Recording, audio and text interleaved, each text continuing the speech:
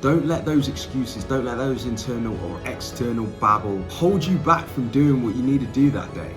You know, because over time, consistently, you keep doing that, you are going to be good enough, because you are going to be that person that did put in all the work that they needed to do to become the person, strong, smart, whatever enough to be that guy or girl able to achieve that task. Do you know what I'm saying? So like, let's say if you were in a weightlifting competition, right? You're trying to get that, I don't know, 150K bench press, or we'll say 200 kilo deadlift, right? You're that person that went to the gym however many times you needed to per week, and you progressively loaded that weight. So each week you added another 5K or 2.5 to whatever it is that you were deadlifting maximum. Every single week you're adding 2.5K. That one day you get to 200 kilos and you progressively lift it and achieve your goal. You became that guy or girl capable of doing that because of all of the work that you progressively put in up until that point. You felt not good enough or not strong enough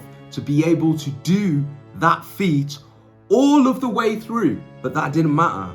Because what did matter was that you put in the work every single time that you went to the gym consistently, and consistently you put 2.5 kilos on every single week, and you got up to that level. You became good enough, and you know that you were good enough and strong enough because you lifted the weight that was your target, and you proved it to yourself.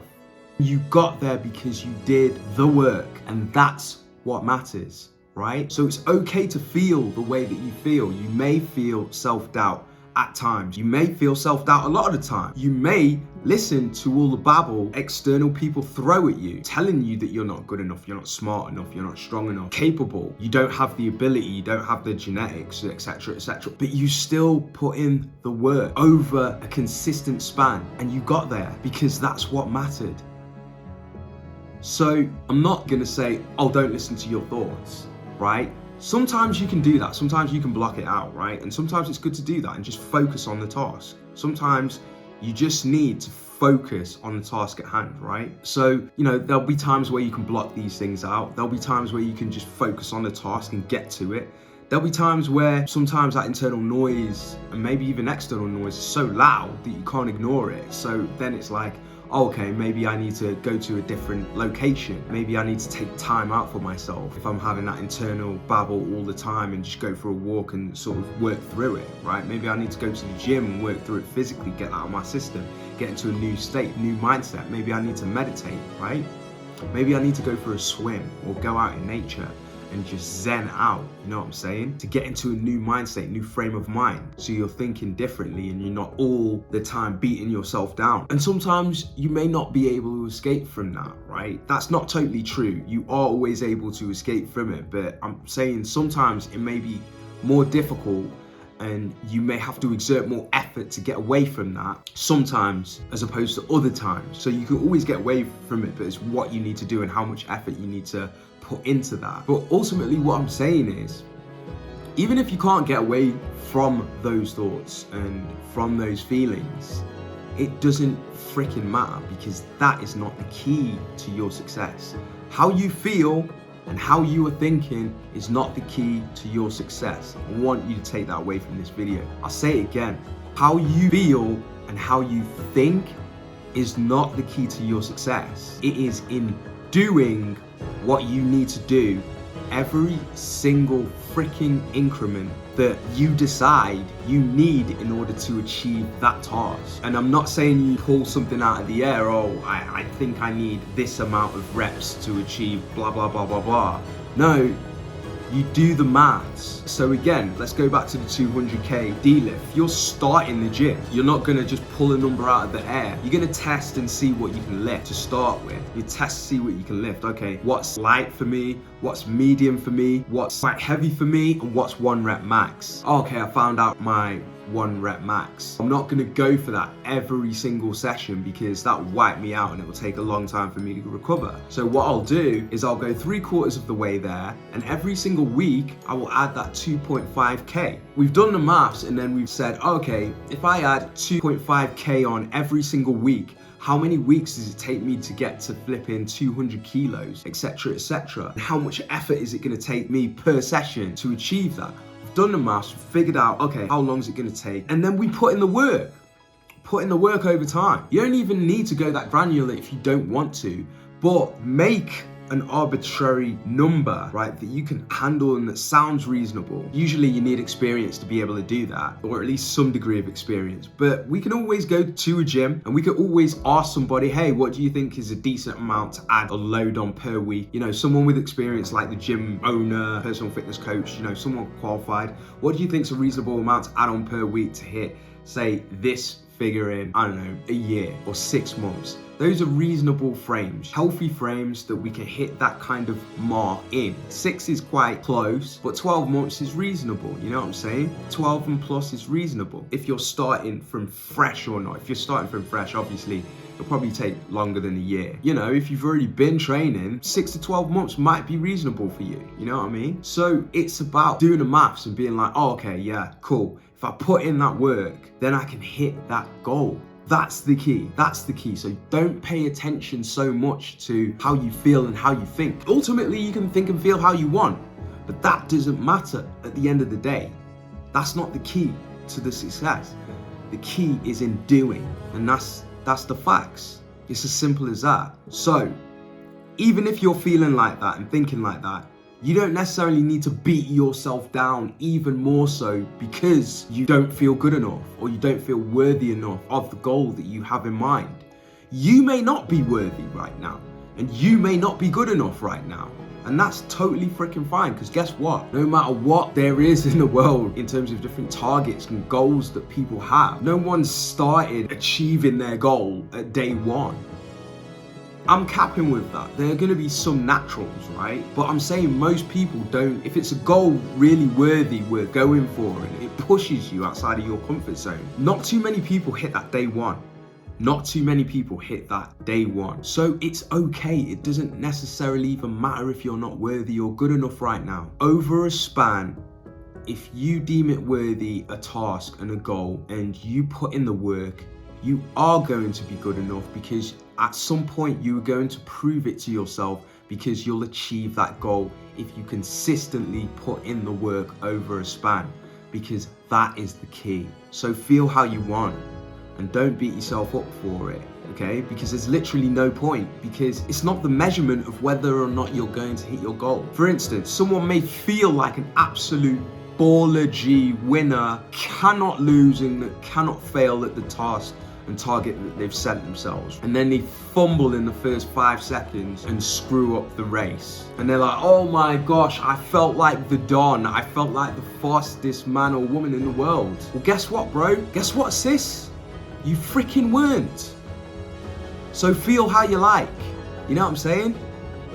It's because they didn't put in the work consistently. Because if they did, they would have ironed out all those kinks, they would have ironed out all those mistakes. There would have been a much lesser probability of them fumbling, because they'd have been like, right, okay, here's where I usually fumble, I need to work on that, I need to get that on point, I need to load that, and I need to absolutely lock that down so that I have full control of that. That does not happen on game day, it doesn't happen on show day. You know what I'm saying? I've got it locked, and I've got this other thing locked, and the speed locked, and the form locked, and the physique locked, and the fitness locked, and the endurance and the stamina locked. We got this. Every area is locked. I've checked out other competitors. I know how fast they are. I know their technique. I know how they run. I know their style. I know mine, and I know mine's faster, because we've done it in practice consistently over time. We've got those metrics. We're good. You know what I'm saying? That's the person who shows up on game day and wins. And even if they don't win, they do damn well for themselves, because they've measured, they've got their metrics. They're all locked in, consistently put in the work. It doesn't matter how they feel or how they're thinking. Yes, that can contribute. It's not the key, it's not the determining factor. Do you know what I'm saying? So even if they do feel baller, you've seen it on YouTube and TV and other instances, person may roll up feeling cocky as frick, feeling good as frick. Then they get their ass gift wrapped and handed to them. Number of different ways. It doesn't matter how you feel or how you think. What matters is, did you put in the work? You know what I'm saying? And when I say it doesn't matter how you feel and how you think, again, I say it contributes, it does make a difference, it does. But your ultimate goal, if we're portioning these out in terms of percentages, the lion's share, the 80% that matters is going to be the work that you put in and the consistency over a span. That's it, it's the work.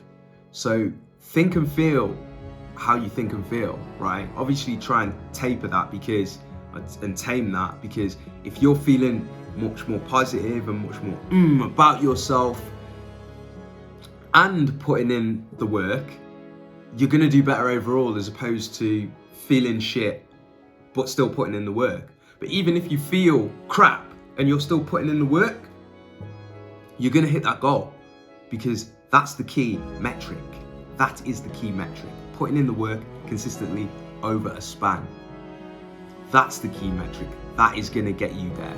So at some point, even if you feel crap over the whole duration of whatever it takes for you to hit your target and your goal, you'll still get there because you put in the work consistently. And once you hit that target and hit that goal, you won't feel crap anymore, because you'll have proof that you are that guy or that you are that girl. You know what I'm saying? And there it is. So just don't focus on things that aren't the key metric, okay? Don't beat up on yourself so much, because it is kind of natural for all of us to kind of feel that way sometimes about whatever it is, because we aren't born awesome at everything. And some of these things we straight up haven't done before. So it's like, why would you feel like you're gonna be the don at that particular thing unless you have transferable skills from somewhere else, or, you know, just awesome genetics that are attuned to that particular task? You know what I'm saying? You just wouldn't, usually. A lot of the times we tell ourselves that we aren't going to be good enough about certain things because, like I said, there are a number of different reasons. People may be saying stuff, society may be saying stuff, you know, you may fall into this particular categorization in society that has a history that makes you believe X, Y, Z. It runs deep. So a lot of us, for different reasons, feel inadequate or inadequacy towards certain things and goals and tasks that we have for ourselves. To some degree, some of it is natural.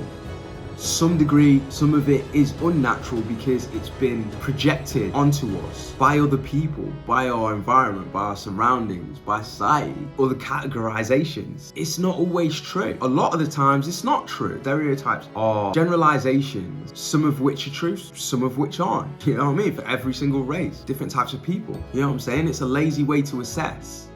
But when you get granular, you realize a lot of this ish is not true. So don't take it as a lion's share of how you judge yourself. Just focus on putting in the work and doing what you need to do in order to achieve whatever task that you've set yourself, okay?